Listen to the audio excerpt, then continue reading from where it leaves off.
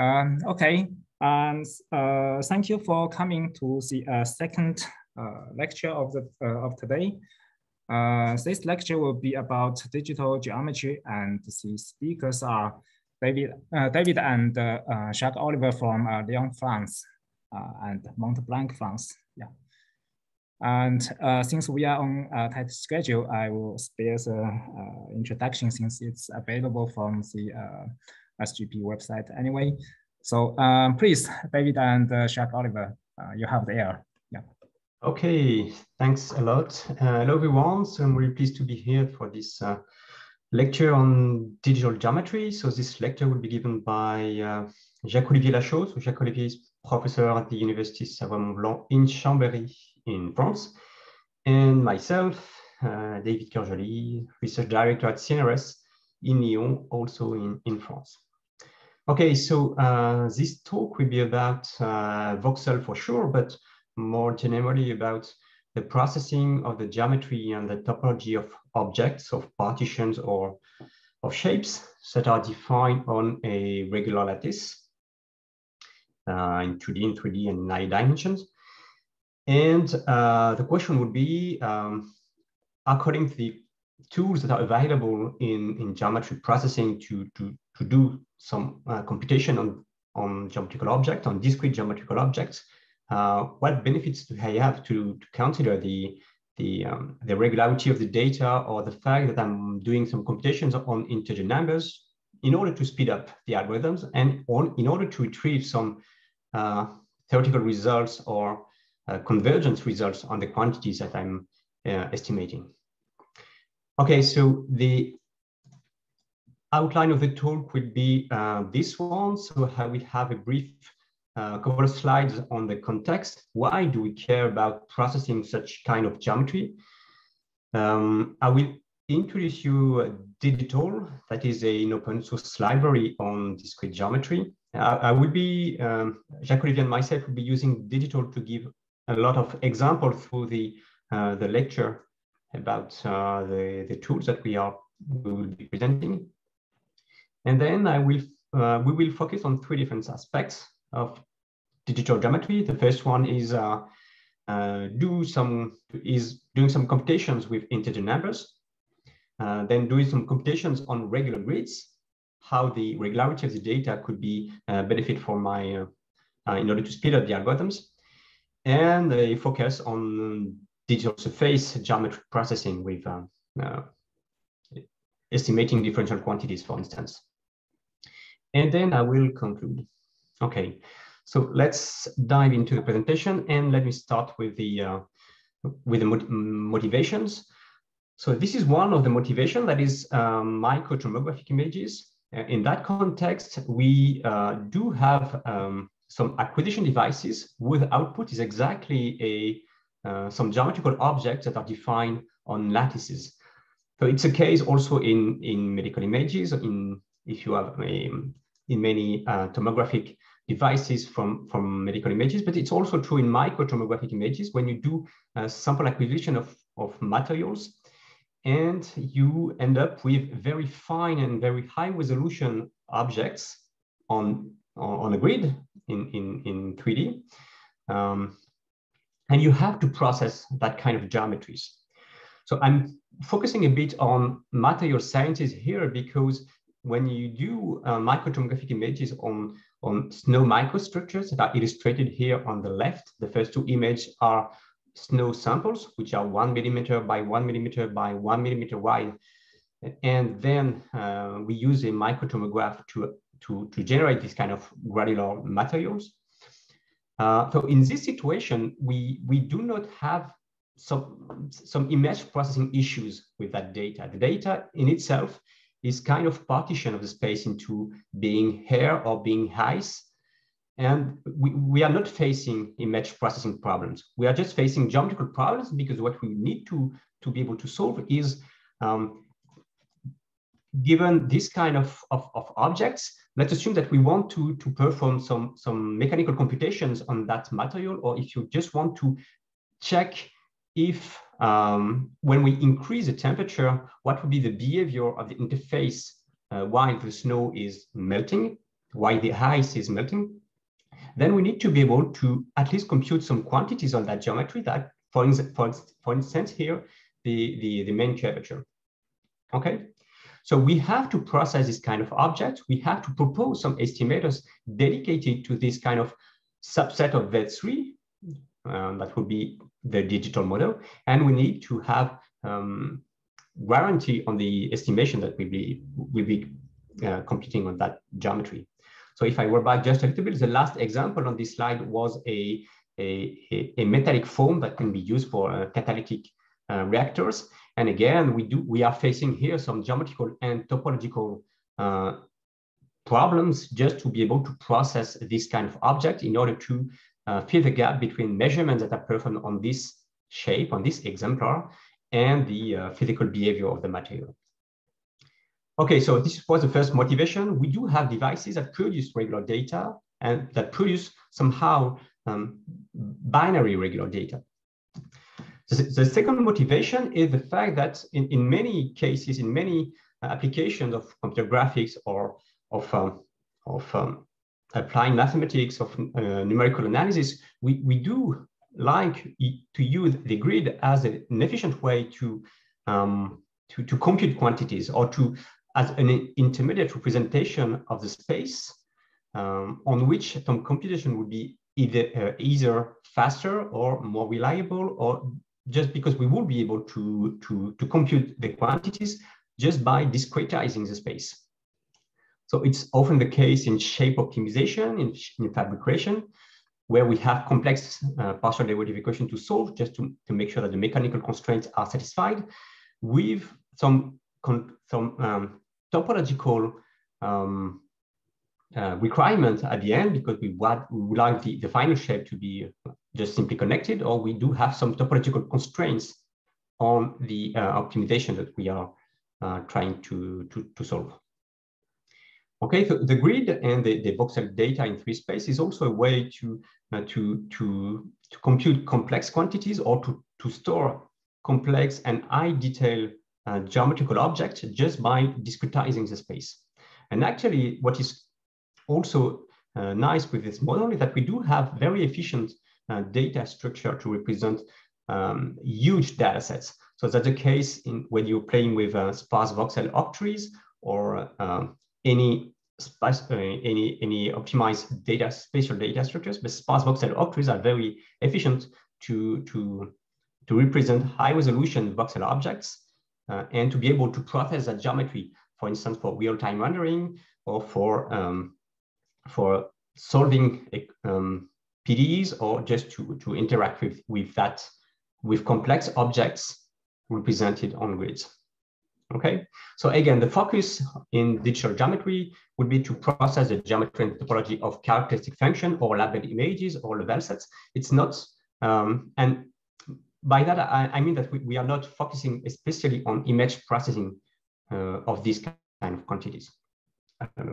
It's not signal processing at all. It's just we have a model, we have some shapes on that model, and we do want to do some computations in terms of geometry and topology.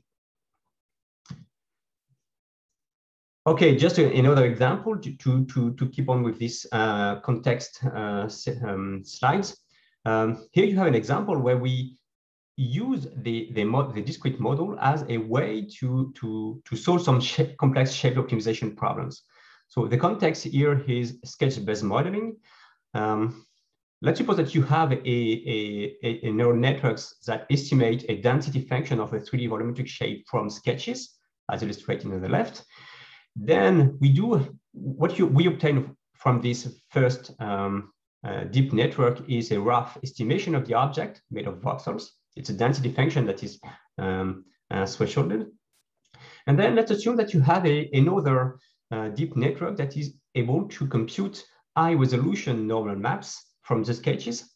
And then the question is, how do we merge these two quantities? How do we optimize the geometry of the rough low resolution voxel objects, taking into account the tangent space that is given by these second deep networks? And in that case, we've been using the tools that we would be presenting in this lecture in order to merge information from different views, different merge normal vector information from different views to solve some minimization problem to get at the end a piecewise smooth normal vector field that could be used at the last step to reconstruct a fine and piecewise smooth estimate of the volumetric object from the sketches. Okay, so this is just an example, but it probably covers a lot of tools that we will be presenting today. Right, so in just one slide, what we aim to solve in digital geometry is to process, as I said, the topology and the geometry of regular data. We would like to show you that by taking into account the regularity of the data, by taking into account the fact that the coordinates will be in integer numbers, we will be able to propose fast and efficient algorithm. Many tools that we will be presenting today are available for sure in 3 space, in 2D as well, but also in high dimensions. That's also a point where we do want to have some tools that are defined and available in arbitrary dimension. If you want to model a complex phenomena in a higher dimension on the grid, then we do have to propose some topological and some geometrical operators to solve that. Okay, so DGtal is an open source community-driven library gathering all codes and all developments in digital geometry. So it's available online. It's a C++ library.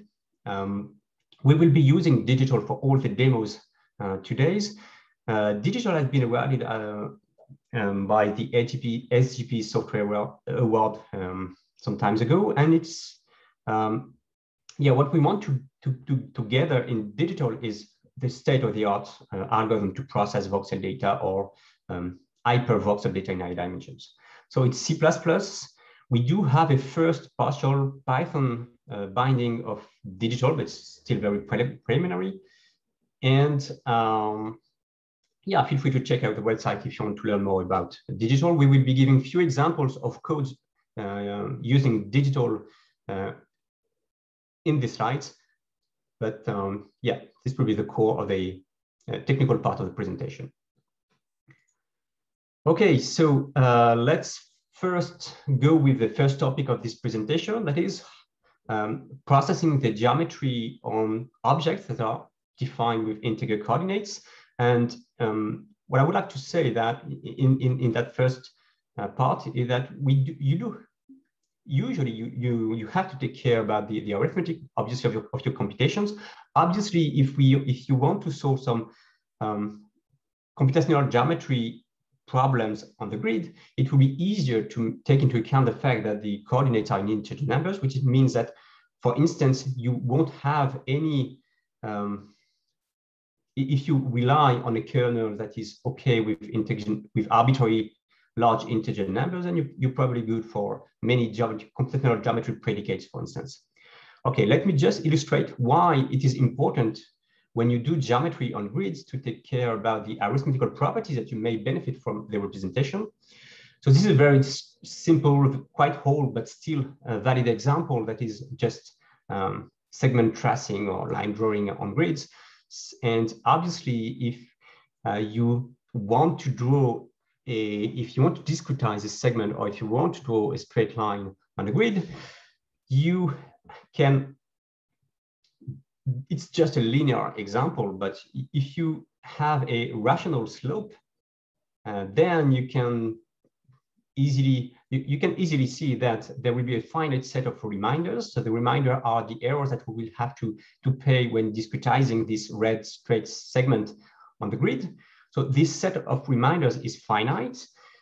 We have a periodic structure on this set of reminders, meaning that if we discretize the object, we can end up with a word representation of the discretization made of 0 and 1. So 0 if we go to the left, it's 1 if we go diagonal. And then you have a word. The word is exactly the discretization of the straight segment. And this word is periodic, okay? And actually, the pattern that is that you just need to compute just to repeat this infinite line if you want. This pattern can be derived from a continued fraction representation of the slope. Okay, so this is just an example. If you want to efficiently draw a straight line on a screen, you just have to compute the continued fraction of the slope and then compute the pattern of the straight line and just repeat the pattern. Okay, so this can be used just to speed up drawing, but yeah, it's also the kind of point of view that is taken when you want to do some tracing on oak trees, on grids. For instance, if you want to do some fast real-time rendering of data that are structured on a sparse voxel oak tree. So basically, you have to take into account the fact that the grid is as integer coordinates, and you may speed up your tracing algorithm just by using some very elementary arithmetical properties.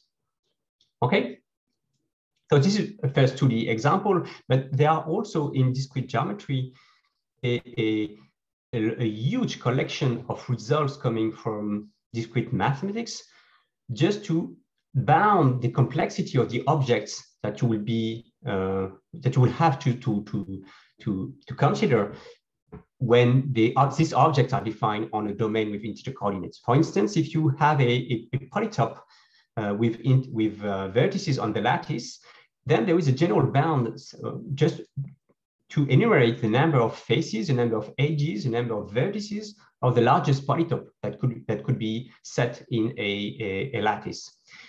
And for instance, in dimension 2, whatever the size of your object, the largest convex with lattice coordinates in 2D has at most n to the power 2/3 edges, meaning that if you have an algorithm that is output sensitive with respect to the size of the convex hull, for instance, that's something that you can use in your analysis, complexity analysis, just to speed up just to get the final complexity. If you want to do elementary computational geometry like Delaunay triangulation or Voronoi diagram, just by setting the data on the grid will give you very nice and very efficient data structure to compute Delaunay triangulation, for instance. But there are many more examples in dimension 2 and I dimension.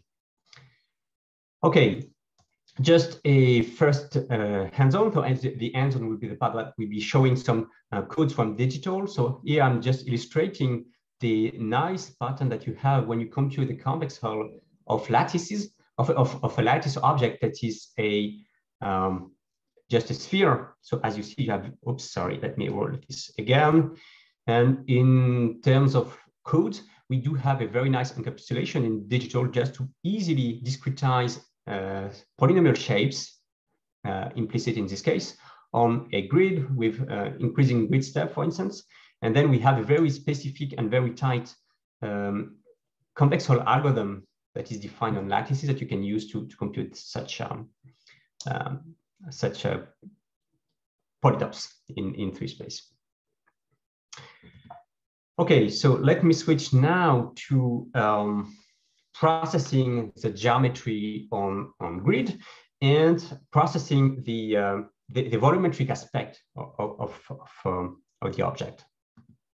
So let me just give you a few insights about the volumetric analysis. So by volumetric analysis, I mean, we do have, for instance, a shape in 3 space, like this little bunny here. So it's a characteristic function, it's 0 and 1, or true or false, but it's defined on a domain. And we would like to perform some volumetric analysis of that shape. So it's also tightly related to the material science application that I've illustrated in the beginning. So by volumetric analysis, I mean being able to compute the distance transformation of the sign distance field, which is in every point in space, we would like to get the closest distance to the voxels belonging to my set. So that is distance transformation. We would like to compute the Voronoi map. So the Voronoi map is a discretization, the restriction of the Voronoi diagram of the grid points defining my bunny. So it's a restriction of that diagram to the grid. Okay, so it's a dual problem of the distance transform. If you can solve the Voronoi map, obviously you have the distance transform. Okay, so these 2 problems are tightly related. And we would like also to solve some more advanced things like the medial axis extraction, the discrete medial axis extraction that can be stated in the digital grid as retrieving the set of balls that are inside the shape, and with discretization, the union of all these balls exactly corresponds to the input shape. Okay, so in computational geometry, medial axes are tightly related to Voronoi maps or Voronoi vertices, Voronoi edges, and so on. And it turns out that the medial axis in the discrete setting, I mean, this would also be true in computational geometry, but this medial axis will be related to the power map, that is the restriction of the power diagram of a given set of balls with a grid. Okay, so these are the tools that we are interested in: distance summation and its side problem, the Voronoi map, and the medial axis and its side problem, that is the power map. And from that, once you have a medial axis, you can apply any filtration of that medial axis, illustrated here with the scale axis, for instance, to get a minimal representation of your shape as a union of balls. Okay, so how do we solve these problems? And for that, let me focus on the first two ones. And basically, if the main point here of this few slides will be to show you that if you take into account the fact that the data is regularly spaced, by using some properties of the metric, you can design a very efficient, and by efficient, I mean an algorithm that is linear in the size of the grid, and whatever the dimension is, okay? So to illustrate that, let me focus on the L2 distance transformation. So at this point, the problem was kind of generic, whatever the distance function is, but let me first focus on the Euclidean distance transform, the Euclidean metric, right? So in dimension 2, if I want to solve this distance transformation problem, that is, I would like to retrieve the closest point y such that the closest point to my point x with the L2 metric, it turned out it's just simply in the discrete case a minimization of these two square terms. And it turns out that you can split the problem into a one-dimensional problem on the rows and a one-dimensional problems on the columns of your domain. Okay, so basically you have a first minimization on, let's say, the rows. So each minimization problem is independent. Okay, and once we have that, we can solve a minimization problem on the columns by considering the results in the previous step. Right? So this is obviously true in any dimension for sorry, for the L2 metric. You can still decompose this problem in dimension 3, adding another minimization on another series of 1D minimization on the z-axis of the grid, for instance. Okay, and it's everything all because of the L2 metric and the homogeneous property of the L2 metric.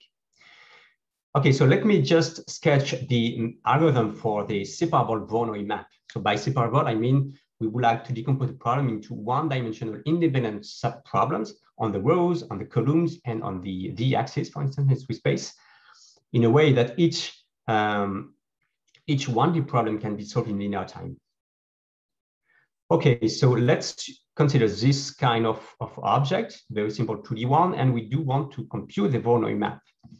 So obviously, if I just want to have one-dimensional Voronoi map, one per row independently, the algorithm is pretty straightforward. I just have to scan from the left to the right each row, and if I have a site that is one of these color pixels, I just propagate this site to the right. Okay, I can do so now backward, that is from the right to the left, by just propagating distances and keeping the site with minimal distance.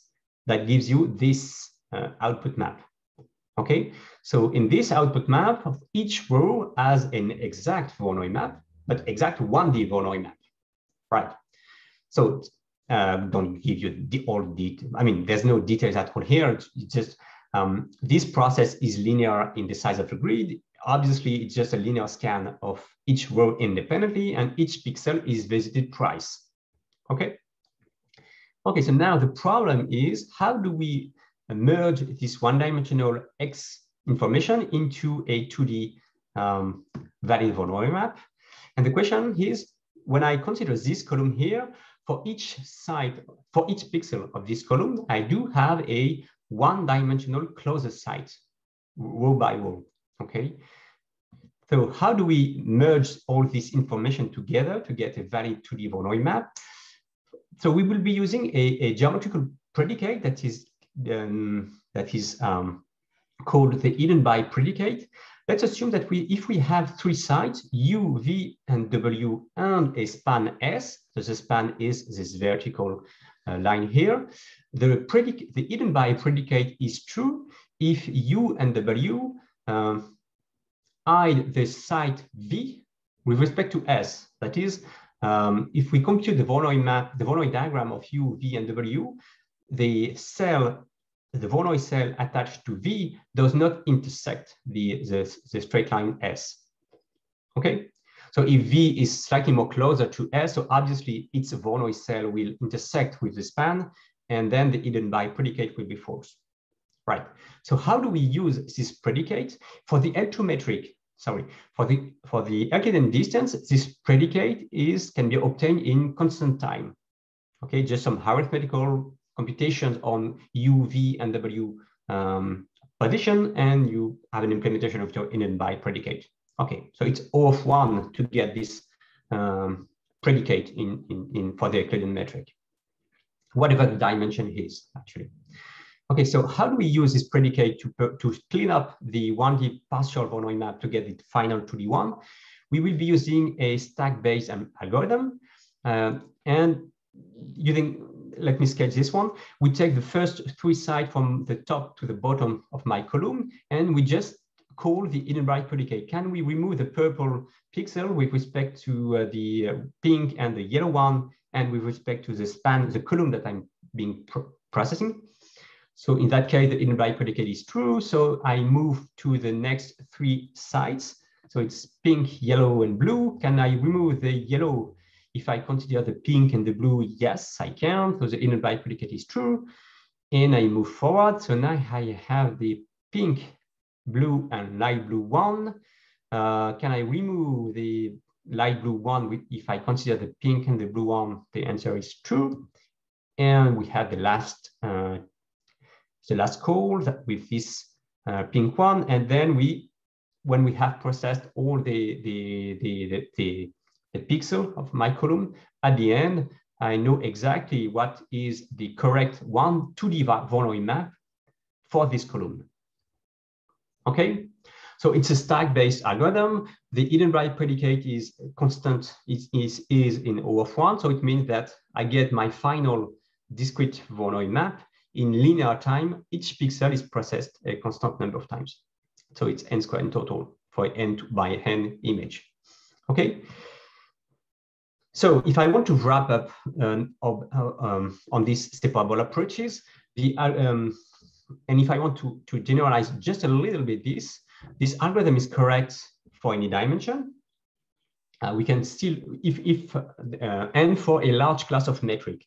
Actually, the class of metric that make this algorithm to be valid is the metrics are the class is the class of metrics with axis symmetric unit ball. So it's true for the L2 metric. It's true for any LP metric, actually, but there are many more metrics that can be considered in this separable decomposition approach. Okay. And it is also true in, you can play also with a binary condition on your domain. You can make the domain be toric in 2D in 3 space, etc., etc. And this is very important when you do material science analysis. Because sometimes you have to compute some quantities on very small samples, and you have some binary conditions, some toroidal binary conditions, like to make sure that your computation is valid on a very large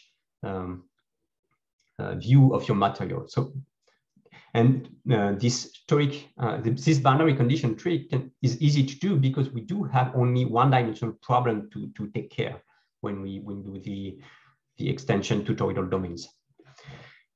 Okay, so if I wrap up for the Euclidean metric, it will be linear in the size of the grid, whatever the dimension is again.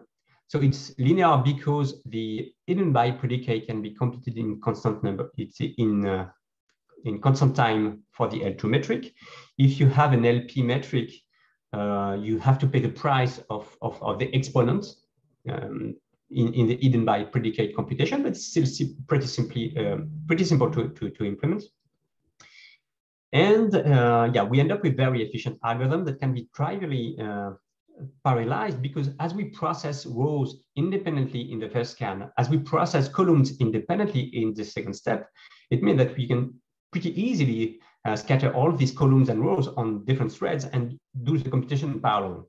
Okay, so it has been done on multi-thread in CPU multi-shared memory environment, but also on GPUs, or you have also very efficient out-of-core implementation of that if you have a huge domain to process. And it turned out that this separable approach is also valid for the power map or the restriction of the grid of the power diagram. So power diagram is just a way where you change the Euclidean distance that is in the Voronoi diagram, the classical one, with a additive rate. So instead of doing distances between points, you are doing some kind of distances between balls, so points with weights, with radius. And it turns out that all this algorithm is also valid for power diagrams. This can be used to extract discrete medial axis, because we can see the discrete medial axis as just the collection of known empty cells of the power diagram. Okay, so since we are able to compute the power diagrams in linear time for the L2 metric, then we have an extraction of the medial axis that is also linear on the side of the grid, whatever the dimension is again. We do have this algorithm to compute its metrics. And we can do the reverse reconstruction as well from that. That is starting from the balls, how do we reconstruct the shape?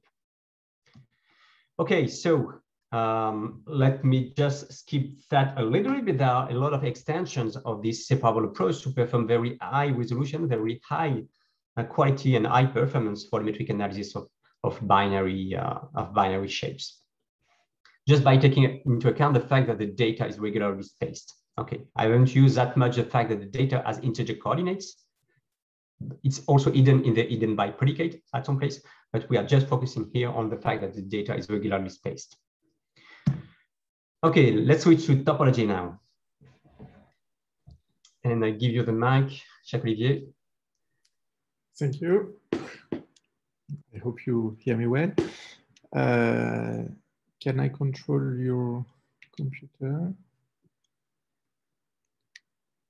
Don't think to be controlling.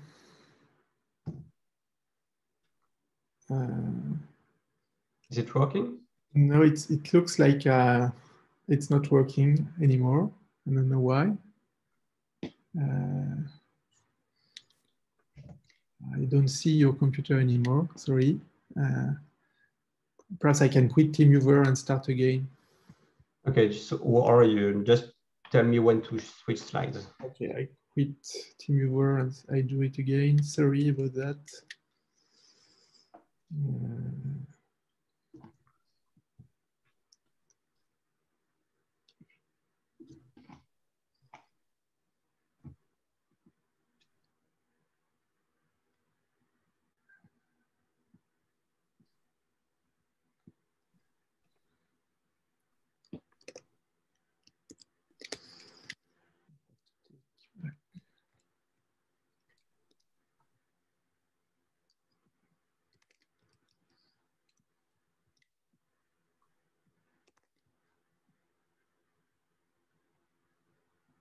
Okay.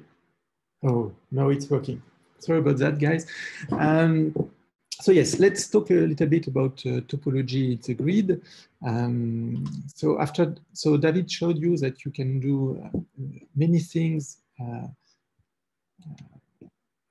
when you are working in the lattice grid, and when you want to see things volumetrically. But generally, in some applications, you need more structure, in fact, in your object. And you need to consider them as something where elements are related, nearby elements are related. So generally, you want to represent volumes, you want to represent their boundaries, you want to visit their boundaries, to track their boundaries, you want to define what is a curve, what is a surface. If you have multiple objects, you also wish to represent partitions. And in this case, you have essentially two different approaches when working with lattice points. You can still do a lot of things with lattice points. I will show you a few things that you can do. And for instance, you can do some kind of skeletalization or homotopic thinning. So it means that you can still control a little bit the topology of your object, and just by staying with lattice points. But sometimes you will need a richer structure, as you have usually when you are doing some geometry processing with triangulated surfaces or quadrangulated surfaces. Generally, you have vertices, edges, and faces. And the analog in digital space is to use cubical complexes. So sometimes you need to use all the cells of all dimensions, and sometimes you just need to use the cell of dimension 2, sometimes 1, you know, or sometimes vertices. It depends on your applications. But if you use them well, you can retrieve most of what you are used to when dealing with triangulated surfaces or quadrangulated surfaces. Okay, so first let's have a look at what we can do with lattice points.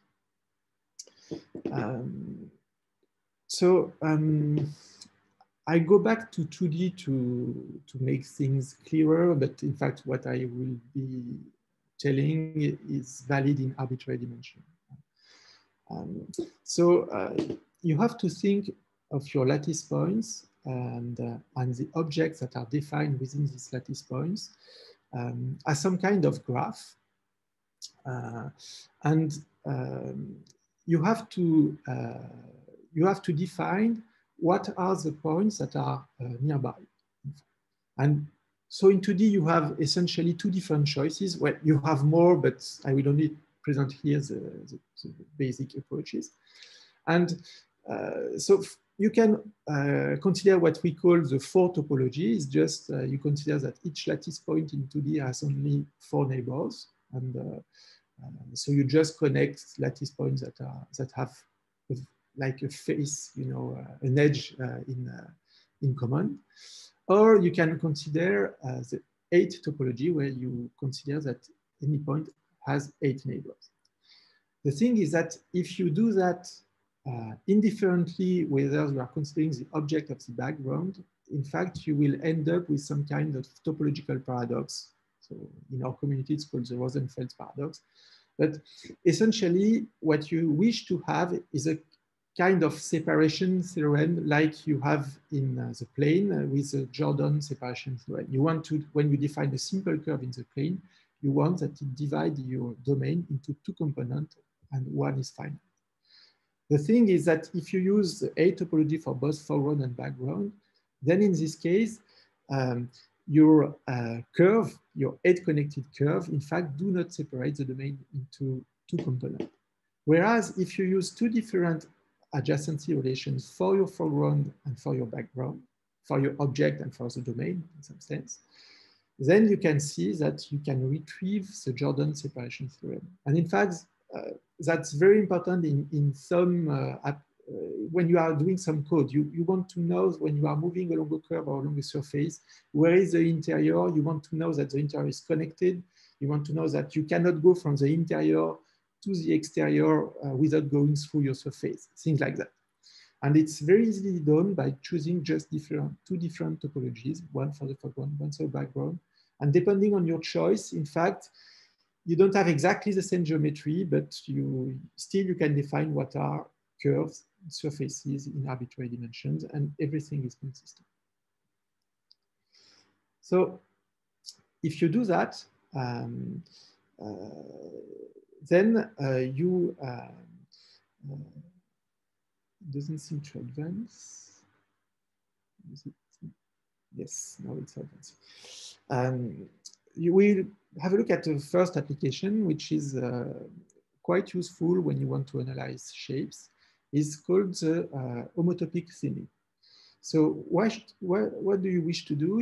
You wish to simplify your object and extract a kind of skeleton. This skeleton should be as thin as possible, but should stay homotopic to your initial object.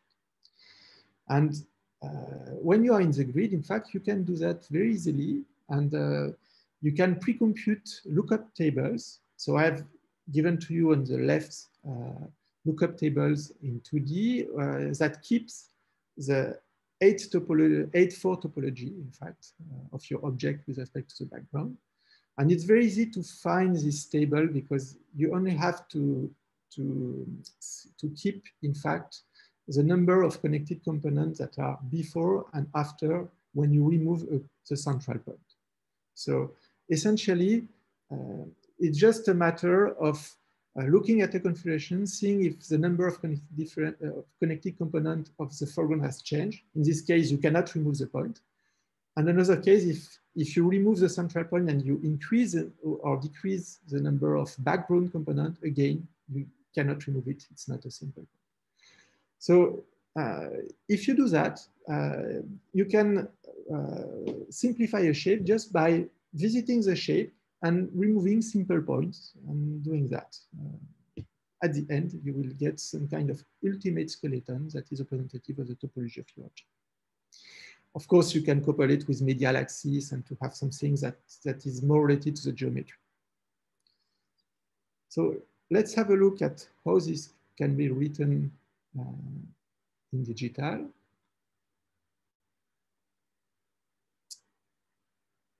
So essentially, you have one step, which is building the object with a chosen topology. It's your job to choose a topology. So here I've chosen a topology that gives for each voxel its 26 adjacent neighbors for the object, and for the background you only consider the six neighborhood. So the first step is building. You build your object from a binary image. Here I've just loaded the binary image, and then each step of the algorithm is very simple. First, you process all the points, and if you spot a simple point, you add it to some queue. So this is exactly what you are doing when you queue simple points. Here you test that your object is simple. And then you remove all these simple points. So you empty the queue, and you check each time that indeed the point that was simple is still simple, because if you have removed some point around, maybe your point is no more simple. So you do this, and exactly it's like you are peeling, your shape with the first shell, and you do this until you cannot peel your object anymore. So this is a very simple way, but you get a nice skeleton. Okay, as I mentioned before, you may have two simple points, and you remove one or you remove the other, you keep the same topology. But if you remove 2 points at the same time, generally it's not allowed. So on the example here, I show you both x and y are simples, but you cannot remove it both at the same times because you will disconnect your shape. So you cannot remove in parallel simple points. That's kind of it could be a problem in some cases, and it prevents a little bit parallelization. So in this case, there is also a solution, but you need to go to cubical complex representation. So you all know what is a cubical complex, and you just have vertices, edges, square faces, cubes, and you can go on in arbitrary dimensions. And there is a famous operation which is called the elementary collapse. I think it's by Whitehead, I think, in Poincaré. And this elementary collapse, it allows you to remove some cells of your complex while keeping the homotopy of the object. And what cells are you allowed to remove? You are allowed to remove pairs of cells. The cells must be incident to each other, and the one of that is the face of the other should be a free pair. It means that it should only have one upper incident cell. So I'll give you some example here. And if you have that kind of cells, you can remove these pairs, and your object is still homotopic at the end. So as you can see, from left to right, I've removed some pairs, and the object is still homotopic to the initial object. So if you do that, you can be smarter. And yes, no, so I went a bit further. And you can do, you can identify, in fact, what are the cells, if they are, so this, we call them critical cells or regular cells, in fact. And you, locally, you can compute. So you take a cell. If you look at the neighborhood of the cell and the neighborhood of the cell cannot have a series of elementary collapses from the cell to the neighborhood, then in this case, your cell is critical. You cannot remove it. Otherwise, you can remove it. And so you start from your cubical complex X, then you can identify what are the cells that are critical to your complex. So it's called the critical kernel. And in fact, all complexes that are in between your critical kernel and your cubical complex, they are homotopic to the initial complex. In fact, they are all homotopic to each other. So in fact, you can choose whatever you want to remove for these complexes. So you can really easily consider how to keep homotopy. And if you want to add geometry, it's very easy here because you know that all these complexes are homotopic to the initial shape. So you can get skeletons easily.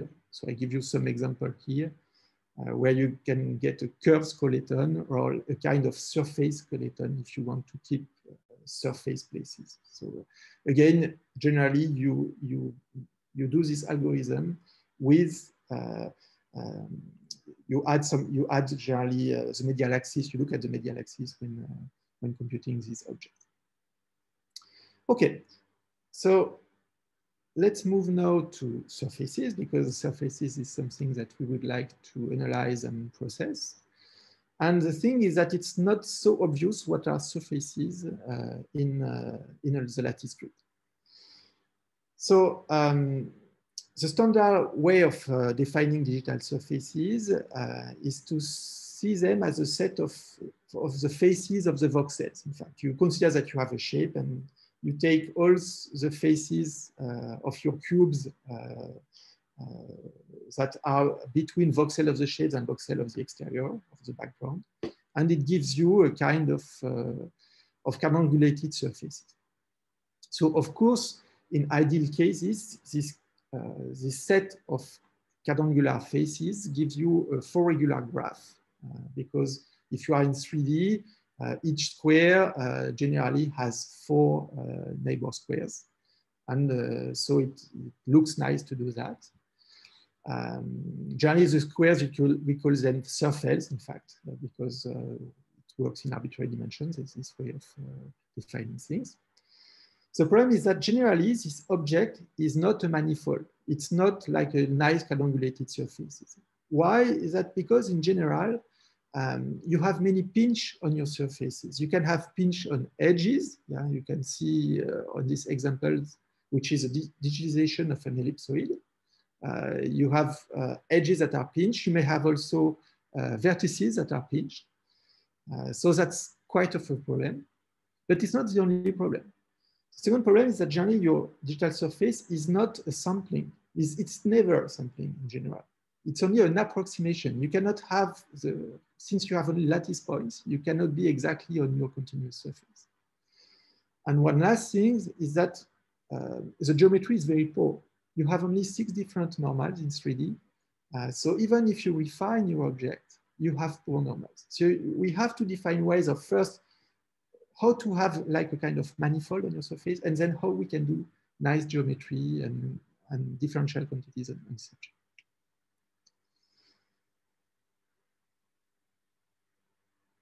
So for topology. So in fact, what we are seeing on the left, we call this a primal surface. In fact, it's when you consider the set of voxel faces We call it the primal surface. And from a topological point of view, it's not such easy to handle. It's much better to look at what we call the dual surface. And what is a dual surface is simply you instead of defining the two cells as the squares, you define the vertices, your squares, your surface are the vertices, and then you see how you connect your face together with a graph. And if you use the topology I presented to you before, the couple of topology for the object and the background, you can define, in fact, two different dual surfaces. And whether you choose like 26 connectedness for the object or 6 connectedness for the object, you end up with two different dual surfaces because simply you do not connect the same surface always. When they are pinched, especially pinched, a place where you have pinched on your surface, then the choice of topology decides where you go. But if you do that cleanly, you have exactly two paths that are crossing at each surface element. And along these two paths, you have one way to go forward, one way to go backward. And this is true also in arbitrary dimensions. So if you are in a 3D surface in 4D, you have three different paths, and this works very nicely. So that's for the topology. Let's move to geometry.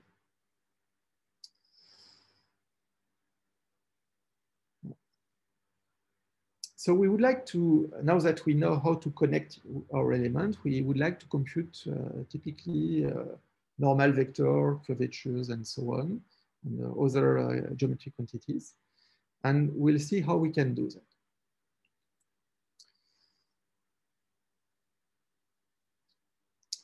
Okay, we want to do things in a meaningful way. And for that, we have to connect what is the digital geometry and what is the continuous geometry. And what we would like is that our digital geometry presents some properties that the continuous geometry has. So to connect them, we have to define some kind of digitization process. And we'll consider here only the simplest one, which is a Gauss digitization, and which is only the intersection of the shape with lattice point. As you can see, it's just the black dot on the left. So this gives you our digital geometry, or digital object. Generally, to compare the two geometries, we have to build a continuous embedding of the lattice points, and we choose the simplest one. We just, instead of considering that the lattice point is just a point in RD, we just assign that it is a cube in RD, and the size of the cube is just the size of the digitization steps that you have chosen. So it's H, and we call this the voxelization. And if you take the boundary of this voxelization, the topological boundary, it's called the digitized surface. So once we have that, we'll try to have properties, and these properties generally can be true for some grid steps, for small enough grid steps, or they can be true asymptotically. So let's have a look at perhaps the first, some topological first properties that we can have between continuous and digital geometry. So the first result that we have is that if you have a small enough grid step, and if your shape at the origin in the continuous domain had a positive reach, meaning that it is smooth enough in some sense, then if you compare the shape and its voxelization, and if you compare the boundary of the shape and the digitized surface, they are Hausdorff close, and you can know that they are, the distance between them is of the order of h. And you have a little bit of the dimension that enters here, but you know that your surfaces are close together. What about homotopy equivalence between the shape and the voxelization? In fact, also, if you have a fine, for shape with positive reach, if you digitization step is fine enough, then you know that your two objects are homotopy equivalent. And for instance, in this SIGGRAPH paper also, they show that you can build a kind of digital medial axis, they call it the voxel core, which also induce a medial axis that is homotopy equivalent to the initial shape. So you can keep homotopy between your objects. Okay, so homotopy is something nice, but you want to compute differential quantities along the surface. So to do so, it's a bit, homotopy is not enough because, for instance, a ball is homotopic to a point, so you have to have more. And if we have more, it's not advancing, I don't know why. Yes.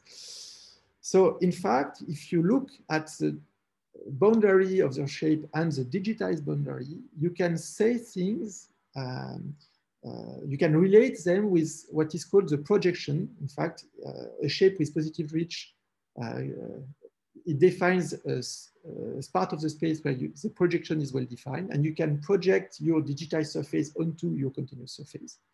And in fact, we know in fact that the part where the projection is non-injective is tending to zero as the grid state tends to zero. So it's here you can see them as a light gray and dark gray, in fact, zones. And if you refine, you see that it's going through zero. And so to reside zero. And the same is true for the places where you have this pinch, element.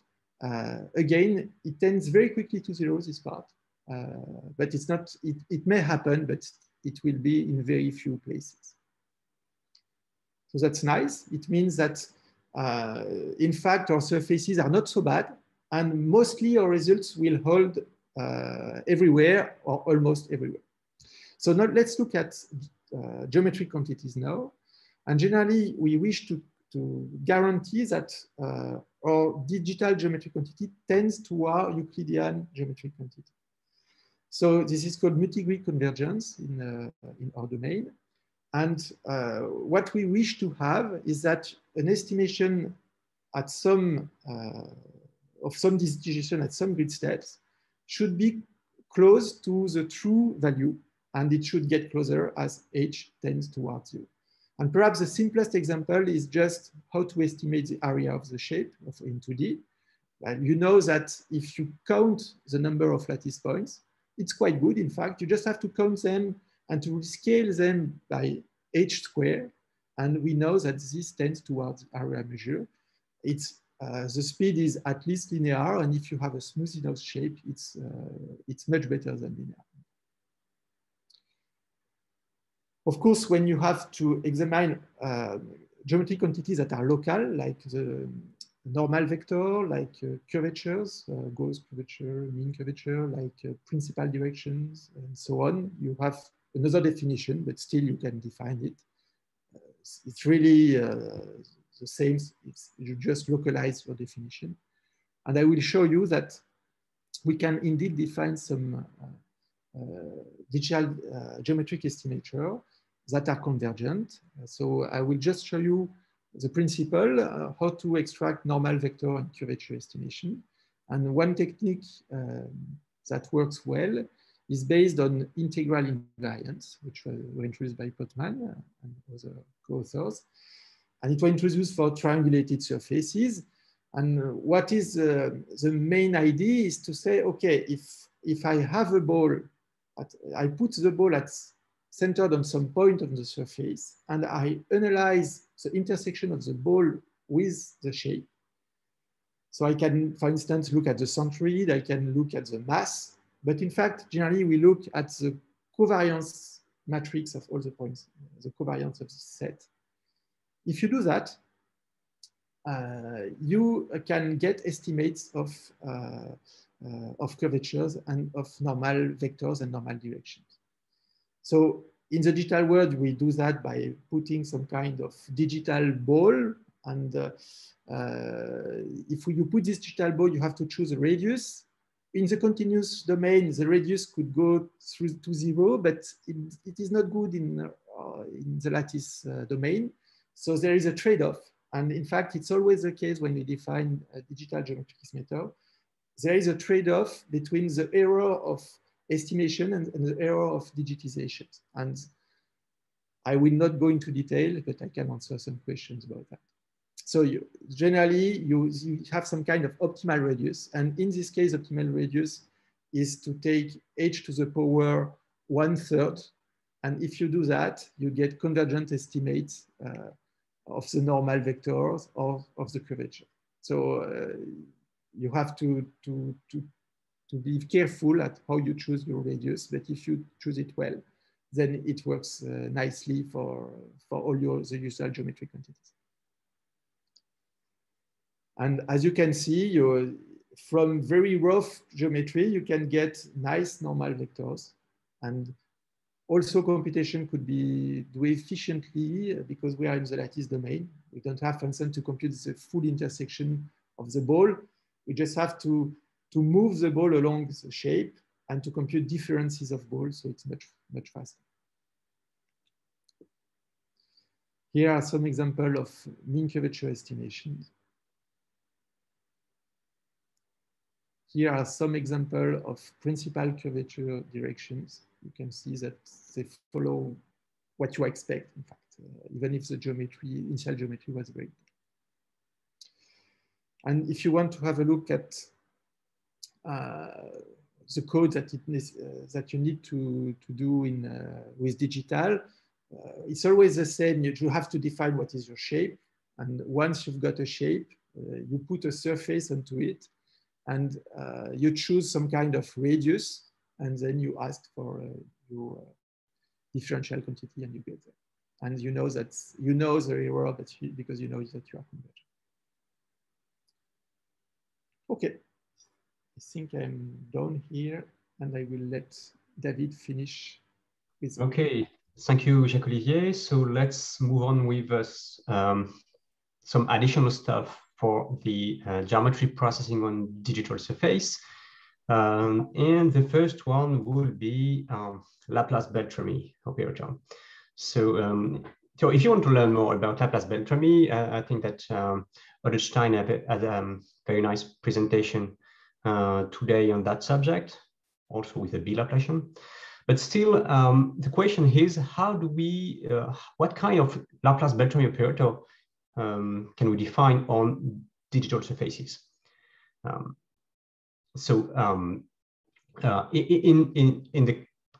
the literature, there are several and many ways to discretize the Laplace-Beltrami operator on meshes, on triangular meshes, on polygonal meshes, and we can look at this discretization with respect to their properties.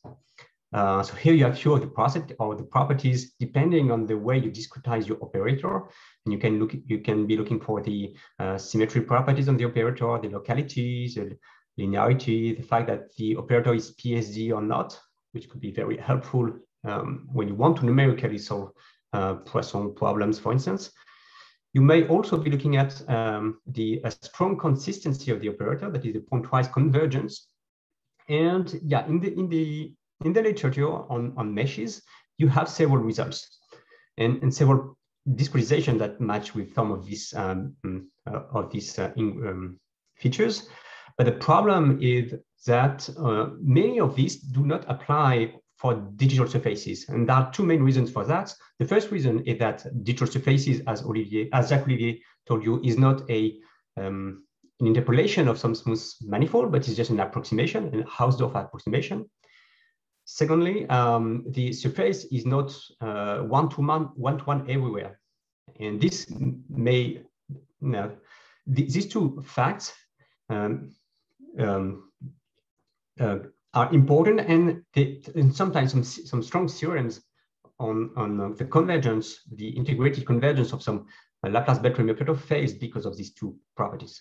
So the question is, how do we design a Laplace-Beltrami on digital surface that works in practice and that has the strong consistency property of the operator? That is, we would like the pointwise convergence of the Laplace of some function, scalar function you define on the mesh, on the digital surface. So to do that, we have proposed a a convolution-based Laplace-Beltrami operator that follow an approach that has been proposed by Belkin and colleagues. And the idea is first to say that, okay, if we want to define a multigrid convergent Laplace-Beltrami, this operator cannot be local at all because of this very specific nature, the very combinatorial nature of the digital surface. It means that it won't be possible to have a local estimator that has this multigrid convergence property. So we rely on an integrated approach that is based on a convolution. And the idea is to say that if you want the Laplace, the value of the Laplace-Beltrami at some point S on the digital surface, we just have to integrate some quantities around that point. And that is the reason why we are using a Gaussian kernel here of the difference between the function value at some point u of S and some point u of R that are in the neighborhood. And the second ingredient is this measure mu of R. So the measure is simply defined as the dot product between the vector that is perpendicular to the face, to the square face, and the vector, the normal vector that is given by a multigrid convergent estimator. So in somehow this mu of R is exactly an area measure of the surface element of our digital surface with respect to a multigrid convergent normal vector estimator. Okay, so without a multigrid convergent normal estimator, we couldn't be able to define a measure that is also multigrid convergent. Okay, so if we mix these two ingredients, so here you have an illustration of the mu of R, and it's a dot product between the green vector field and the red one, and it's measure what is the area of the quad once it's projected in some sense into the tangent space at that point, and the tangent space being defined by the multigrid convergent normal vector estimation that we have. Okay, so if we use these two ingredients, a convolution using a Gaussian kernel plus an area measure for each surface element, we can now build up the operator. So the operator is exactly this formula, but you can prove that we have a strong consistency of that operator. That is that pointwise, we are able to bound the error in the Laplacian with respect to the expected one on smooth manifold.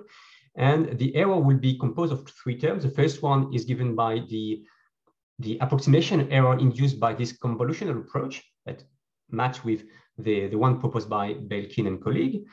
We have one error term that is given by the projection that is very specific to the digital domain. And the last error term comes from the integration error, because as we are integrating some quantities on the neighborhood, we need to make sure that we are able to integrate any function with some constraint on that function, but we are able to integrate any function on the digital surface and make sure that this integration converges to the expected one as the good steps tends to 0. And it turns out that we are able to do that, specifically for this Laplace-Beltrami operator, leading to a strong consistent operator at the end. But again, the price to pay to have this strong consistency is to have a non-local operator, which may not be great in practice.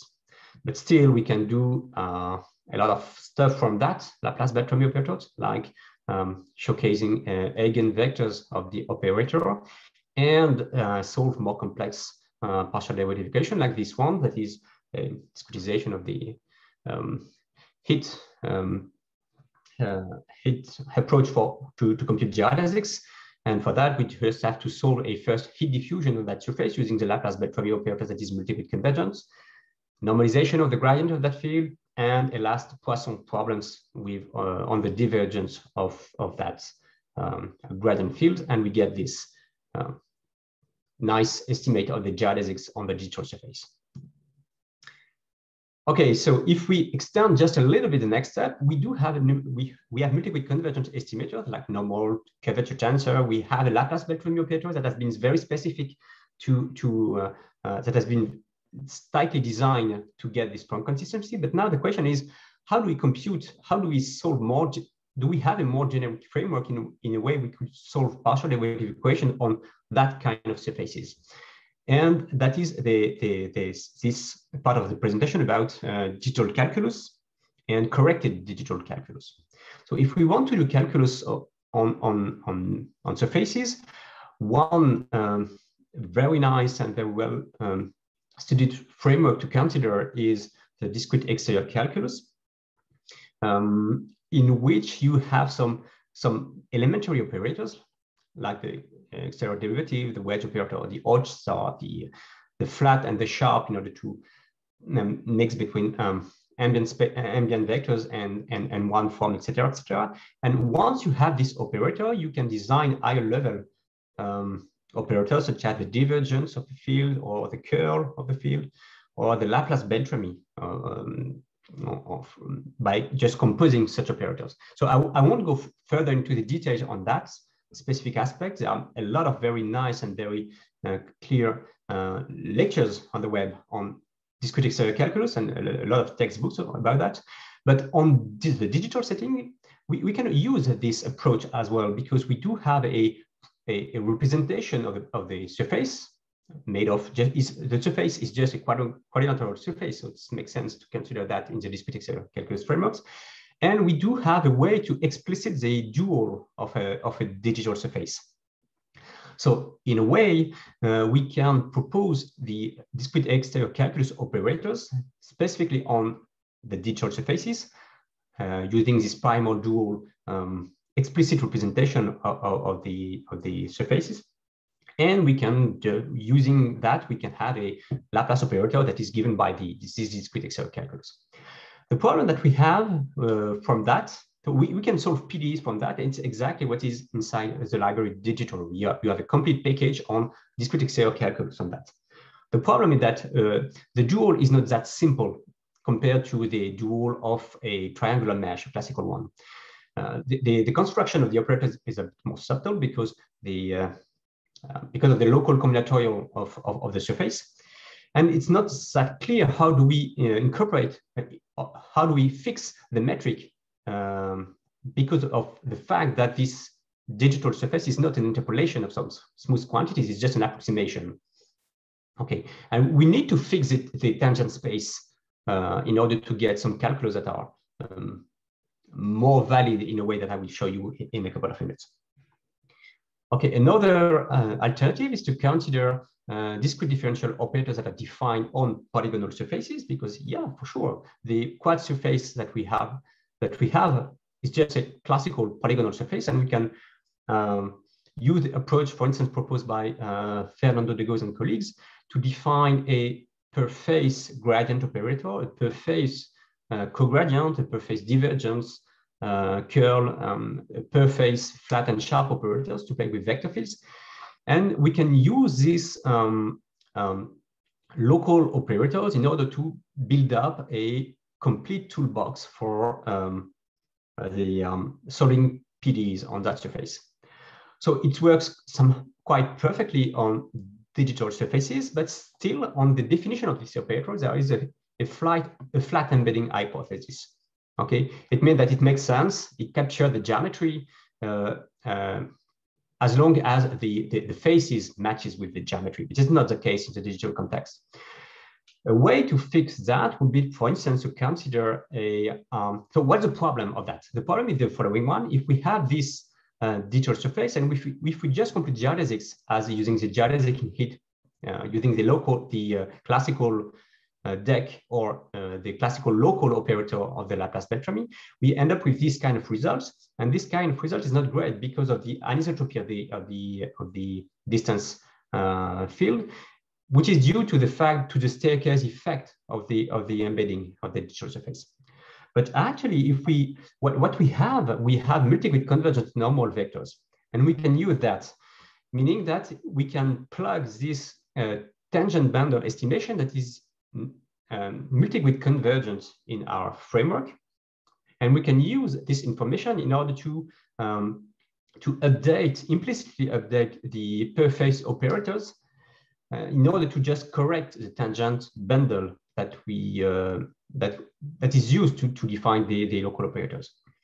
Okay, so we can use this precise normal vector field to correct the per face operator a la discrete differential operators on polygonal meshes to finally get this kind of results where we have somehow corrected the calculus. So in that case, we have just corrected the tangent bundle, but we may have, we end up having from that a more convenient result. But yeah, for this trick is somehow super naive. We have just fixed the tangent space. But the question is now, how can we, what kind of result can we prove from that correction in terms of asymptotic properties? We can think about higher order schemes, or just playing with the Grassmann of the surface instead of just playing with the geometry and the normal vector separately. But yeah, this is somehow where we are actually on this kind of subject. Okay, so let me wrap up a little bit with a more complete geometry processing examples that will be using all previous tools. The first one is we would like to, the point will be to get a piecewise smooth reconstruction from a voxel data. Okay, so we have a voxel geometry, we have a digital surface, and this digital surface may be noisy, and we want to reconstruct at the end a quad surface that is piecewise smooth. Okay, so for that, we will be solving an optimization problem, and we would like to first to get a smooth normal vector field reconstruction. Okay, we do have precise multigrid convergence normal vectors, but we would like to get these normal vectors to be okay when there are noises on the surface, and we would like this normal vector field to capture piecewise smooth and to capture singularities. And for that, we will be solving ambulatory functionals. That is a way to optimize the geometry of normal vector fields in a way that we are optimizing both the smooth vector u and the singularities function v. So I won't go further into detail, but I would just like to focus on the tools that we'll be using. So to solve that problem, we just have to solve a variational problem where we want to have this reconstruction that is not too far from the original one. We want the gradient of the function to be bounded except at the singularities. And then we have an extra term to measure the singularities. We don't want the singularities to be too long in some sense. And for that, we use the tool based on the digital discrete exterior calculus, where we discretize the functions, the normal vectors, and everything in terms of 0, 1, or 2 forms. And then we use the discrete exterior calculus operators to discretize the functional and to finally solve that. Because if we fix v, the problem is quadratic in u, can be solved efficiently. And also if we fix u, the problem is quadratic in v and can be optimized also efficiently. Okay, so we end up with a noisy, from a noisy vector field, we have a piecewise smooth reconstruction, which is cool. And now the last point will be to reconstruct the geometry. And for that, we have another variational problem in which it's also a very simple one because it's super quadratic, it's quadratic, so it's easy, it would be easy to solve. We want the regularized surface to be not too far from the original one. And we want the edges to be perpendicular to the normal vector field. So if we use here multigrid convergent normal vectors or piecewise smooth convergent, as we are doing here, normal vectors, then we finally make the quads to be as perpendicular as possible to that field, ending up, and from that we have a reconstruction that will be piecewise smooth at the end. We have a last term that is a fairness term to prevent the collapsing in the quads, and then with a quadratic problem, we can minimize and optimize, etc., etc. And again, since we have normal vectors fields that are multigrid convergent, we do have properties in that. It means that we can have properties in the final reconstruction. We can prove some asymptotic behavior of the final regularization. So let me speed up a little bit. So we can use that for piecewise smooth reconstruction on high resolution data. We can use that for upscaling some geometries, some voxel geometries, just by using the smooth one as a proxy. And we can reconstruct multiple interfaces, multi-level images to get a nice voxel art regularization. Okay, so in conclusion, yeah, the point was to focus on the topology and the geometry analysis of shapes that are partitioned or that are subset of grids. And the point is that you can design very efficient algorithm, you can design very reliable algorithm with theoretical guarantees, as long as you know that you are working on regular space data, and as long as you are using some arithmetical properties when it's possible to speed up the algorithms. So we have just covered just a little bit of digital geometry. There are many more topological or geometrical algorithms that are available, but some of them are in high dimension. That is something that is very important. What are the challenges?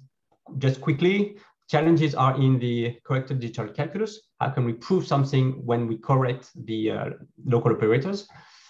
And to have more efficient and more advanced geometric processing for high resolution objects using hierarchical decomposition, for instance. Okay, so I think I'm being late a bit. Thank you very much. And if you have any question, feel free. All right. Thank you to David and Jacques for your very nice presentation. The timing is perfect. We still have time for a couple of questions from the audience. So please raise your hand if you have questions. Yes, Derek. Hello, and thank you for the great talk. This is really inspiring. I do have a question. Like, currently, your library mainly focused on the voxel representation. Basically, you have 0 and 1 represent inside or outside, but the other extreme is to, for example, store the distance value. I just wonder, is there any reason that prevents us from storing, for example, quantized value like 0, 0.5, 1, something like that? Is it helpful for example, estimating surface quantities? Yeah, sure. There is a lot of techniques that are using coverage information. If you have subpixel information on your data, so basically you can use this subpixel information like coverage or just if let's say you have some real value information that corresponds to the area, the ratio between the area of the voxel and the area that is inside your object. So if you have this kind of local information, then there are a lot of things that you can do from that. You can do volumetric, all the algorithms that I've presented on the volumetric processing are still valid and will give you subpixel distance transformation, that correct? And on the estimator side, we can use the coverage information to enhance the normal vector estimation and the curvature information. So if you have some level set representation or some subpixel information on your shape, we can incorporate that information to get more accurate estimator or more accurate volumetric results. Okay, thank you for the answer. And Ahmed, you can ask a question. Hi, thank you so much for this wonderful talk. I have a couple of questions about the digital libraries. The first one is related to the data structure, and is like, I want to know what happened under the hood. Like, do you store everything as a dense, just a dense representation, or do you use like a sparse data structure? And if it's sparse data structure, do you support like dynamic changes? For example, if I'm doing some physical simulation and like the shape, it changes kind of like incrementally. How do you handle this? You have different containers. In fact, you can choose your containers. Some of them are like static, especially for digital surfaces, for instance. You can wrap a digital surface onto a binary image, or you can wrap it onto like an implicit function, if you wish, with a predicate. You can extract it or visit it on the fly. You can have a light proxies. Yeah, you have different kind of containers. You have also a kind of octree containers also for images. So you have to choose between. It depends on your application, and you can choose. Generally, you can choose them. Sometimes they are more fixed. You have to convert into one, but that is dedicated to some algorithm. It depends. But for digital surfaces, for instance, it's pretty generic. Okay, awesome. The other question is related like to the differences between digital library and the other libraries that also support like voxel representation. Can you tell us a little bit about like what is the difference? Like why would I like when should I choose using digital versus using like something like Open VDB or maybe Taishe, for example? Yeah. So if we just okay, what I have in mind for the geometry of volumetric objects, you may have some libraries from kind of signal processing approaches like Insight Toolkit or VTK or ITK.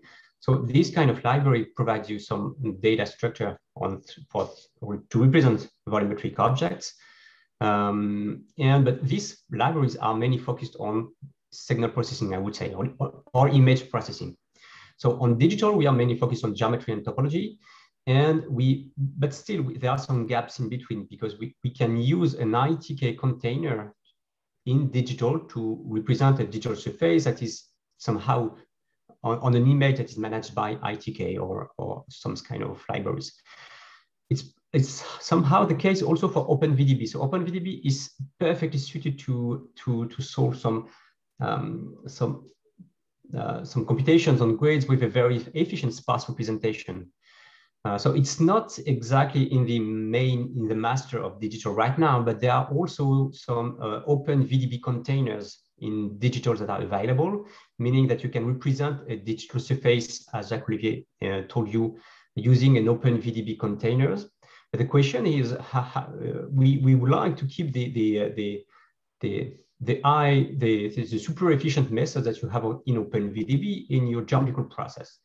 And this is very specific to the task that you are trying to solve. So what I would like to say, if I'm not clear, is that OpenVDB would be perfect to present very dense particles that are moving in time or something like that. But if you want to process the topology or the fine-grained geometry of the interface or the isosurface of your object, then probably digital would be a better option. Okay, that is very clear. Finally, I think this is a quick question. Like, does digital support? I think you mentioned something about like is a separable Verneuil map like is like very like parallel. You can do it in parallel. Does digital support multi-threaded or GPU? Maybe like you can deploy things on the GPU. Yeah, at this point on digital, you have the multi-threaded implementation of the separable approach. Mm-hmm. So it's just an OpenMP, but it's pretty simple. It's very easy to parallelize. For the GPU, there is a code available in the parallel bending paper.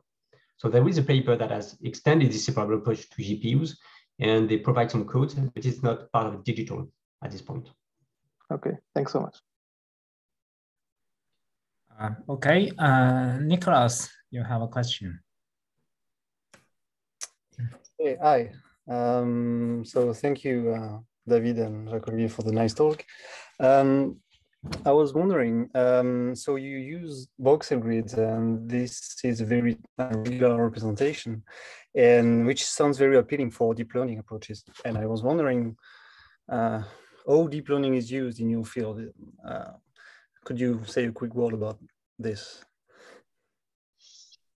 Yeah, sure.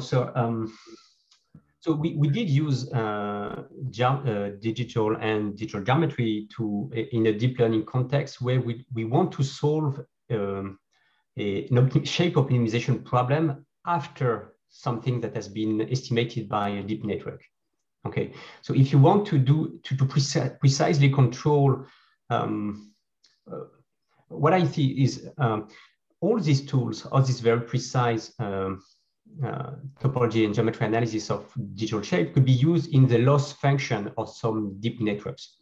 For instance, if you want to train your network and if you want to make sure that, for instance, the topology is correct with respect to your requirements, or if you want to make sure that some volumetric quantities extracted from a thresholding on a density function that is learned by your network match with some constraints. So in that case, in the loss part, we can use some of the tools that we have presented here, because these tools are just algorithms that can be differentiated. So as in the loss or at the post-processing step, that would make sense. in the structure, in the design of the network, it's not clear for me at this point. But yeah, as far as I see, it would be easier at the pre-processing stage or at the post-processing, sometimes in the loss function. But yeah, I don't know for, for the internal structure of the network. Yeah, it's not clear. You have some of the tools in digital geometry, they are similar to measures, in fact. So once you are similar to measures, there is a connection with convolution networks, and you can do stuff. And especially, for instance, if you look at integral invariance, if you could plug them in some CNN and use that from like curvature information. But if you really wish to get your properties, you know, like multigrid convergence, to be sure of your error and so on. Generally, the radius is something that depends on the grid step. So you should change your network. So it's not, some tools are similar, but I think, yeah, it's more immediate to think in terms of loss function. For instance, if you want to match both the geometry and the normals, for instance, you want to do it would be much better to use that kind of estimates that digital geometry can provide. Okay, thanks. All right, I'm afraid we don't have more time for this talk. And so please join Discord for further discussion. And this is already ongoing discussions on Discord. So, and at last, let's thank David and Jacques for this very inspiring presentation. Yeah, thank you. Thank you all. Bye-bye. Okay. Bye.